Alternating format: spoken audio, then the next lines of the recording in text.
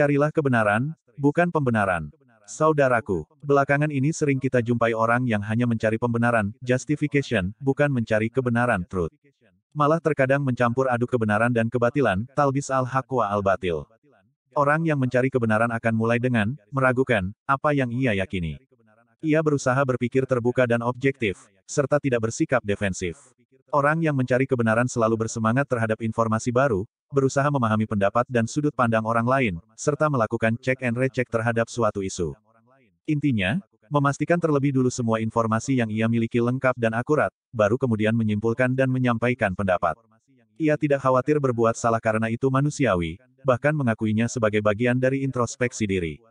Ia tidak tertarik merendahkan pendapat orang lain karena sadar dirinya belum tentu yang paling benar.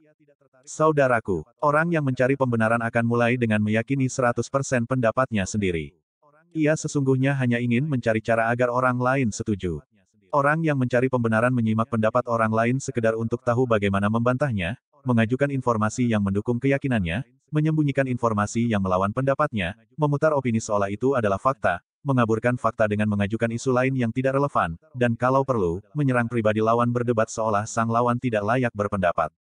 Saudaraku, kebenaran akan menenteramkan hati, sementara pembenaran hanyalah akan membuat hati guncang dan ragu.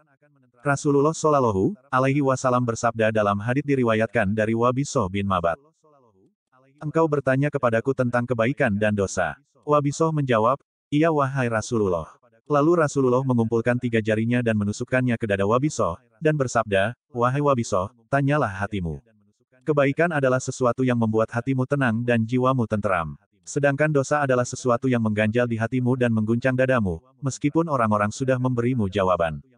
Hadis riwayat Ahmad Juz 37, Helm, 438 no.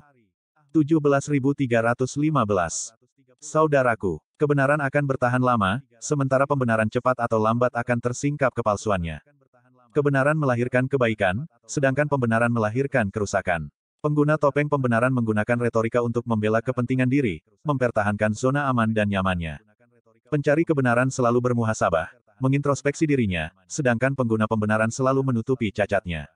Rasulullah Shallallahu Alaihi Wasallam bersabda, orang yang pandai adalah yang mengekang jiwanya dan beramal untuk kehidupan setelah kematian.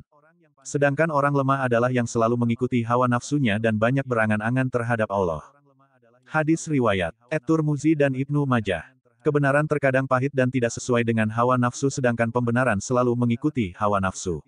Rasulullah Shallallahu Alaihi Wasallam bersabda, surga itu dikelilingi oleh hal-hal yang tidak disukai, sedangkan neraka dikelilingi oleh syahwat.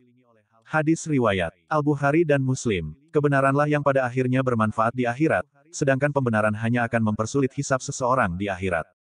Semoga Allah Azza wa Jalla mengaruniakan hidayahnya kepada kita, sehingga kita tetap istiqomah mencari dan mengikuti kebenaran dimanapun dan kapanpun untuk meraih ridhanya. Amin ya Rab. Wallahu alam bisawab.